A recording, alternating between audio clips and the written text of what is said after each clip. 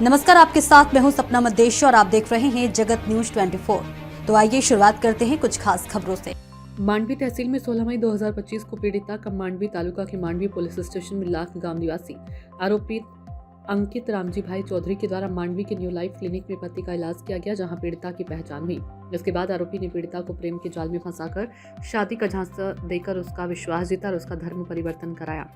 उसके विश्वास का फायदा उठाकर उन्होंने बार बार शारीरिक संबंध बनाए। इसके बाद आरोपी ने पीड़िता को धमकी दी कि अगर तुम्हारा पूरा परिवार धर्म परिवर्तन कर ले तभी मैं तुम्हें और तुम्हारी बेटी को गोद लेकर तुमसे शादी करूंगा। इस पर पीड़िता ने मांडवी पुलिस स्टेशन में शिकायत दर्ज करवाई थी। आरोपी के खिलाफ मानक कार्रवाई की गई है। इससे पहले न्यू लाइफ क्लिनिक मांडवी लागगांव मांडवी तालुका निवासी डॉक्टर अंकित रामजी भाई चौधरी को गिरफ्तार किया गया था। आरोपी के खिलाफ और सबूत जुटाने के प्रयास की जा रही हैं और रिमांड प्राप्त करने की प्रक्रिया शुरू की गई है। उपरोक्त सराहनीय कार्रवाई में मांडवी पुलिस स्टेशन के अधिकारी शामिल थे, जिनमें मंडल पुलिस अधीक्षक BK वानर साहब, मांडवी पुलिस स्टेशन के पुलिस अधिकारी और मांडवी पुलिस स्टेशन के पुलिस अधिकारी देवेंद्र भाई V चौधरी, पुलिस प्रमुख मांडवी डिवीजन शामिल थे। मांडवी पोलीस स्टेशन खाते ગયા મે મહિનામાં એક ગુનો દાખલ થયેલો, જે ગુનાની વિગત એવી હતી કે એની અંદર જે પીડિતા છે એ પીડિતા ત્યાં માંડવીના જે ડૉક્ટર છે અંકિત ચૌધરી એમના સંપર્કમાં આવેલા અને ત્યારબાદ અંકિત ચૌધરીએ 2 વર્ષના સમયગાળા સુધી એ બેનનું લગ્નની લાલચ આપી અને શારીરિક શોષણ કરેલું એ બાબતનો ગુનો દાખલ થયેલો, જેમાં આરોપીની વિરુદ્ધમાં જે તે વખતના તપાસ કરનાર અધિકારીએ કાયદેસરની કાર્યવાહી કરેલી। ત્યારબાદ તપાસ દરમિયાન જે પીડિતા છે એ પીડિતાના કહેવા મુજબ આ જે આરોપી અંકિત ચૌધરી છે એના પિતા રામજીભાઈ ચૌધરી અને અન્ય લોકો જેમણે જે પીડિતા છે એ પીડિતાને ધર્મ પરિવર્તન કરાવેલું અને પીડિતાનો સમગ્ર પરિવાર છે એ પણ ખ્રિસ્તી ધર્મ અંગીકાર કરે એ પ્રકારે પીડિતાને વાત કરવામાં આવેલી। ત્યારબાદ આ બાબતની ગંભીરતા સમજી આ ગુનાની જે તપાસ છે એ તપાસ જે તે વખતે માંગરોળના DYSP શ્રી BK વનાર એમને સોંપવામાં આવેલી।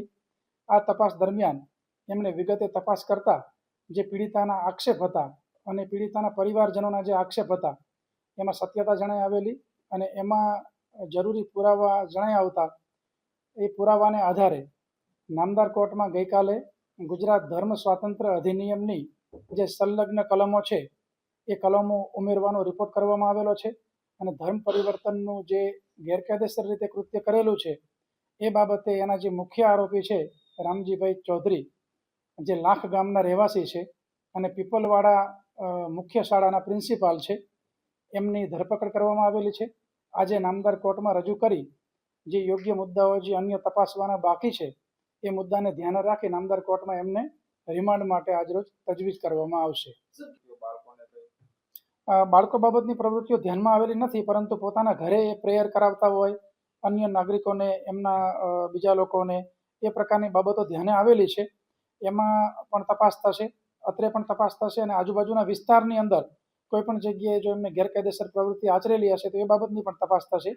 ए सिवाय पोते सरकारी नौकरी करता होवा छतां आ प्रकारना कृत्यमां संडोवायेला छे, जेथी सूरतना जे प्राथमिक जिल्ला शिक्षणाधिकारी छे एमने पण अमारा द्वारा इन्फॉर्म करवामां आवेलुं छे, जेथी करी ए लोको जो कोई विभागीय कार्यवाही करवानी थती होय तो ये मुझे लोग पण कार्यवाही करी सके।